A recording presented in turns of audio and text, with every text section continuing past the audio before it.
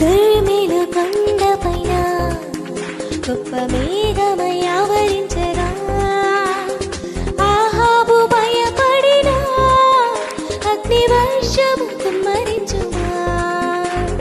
కర్మేలు కొండపైన గొప్ప మేఘమై ఆవరించగా ఆహాబు భయపడిన అగ్ని వర్షము కుమ్మరించుమా.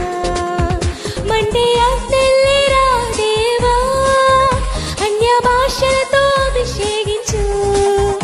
ఎగసి గాలల్లే నన్ను తాకుమా, జీవనది వలె ప్రవహించుమా.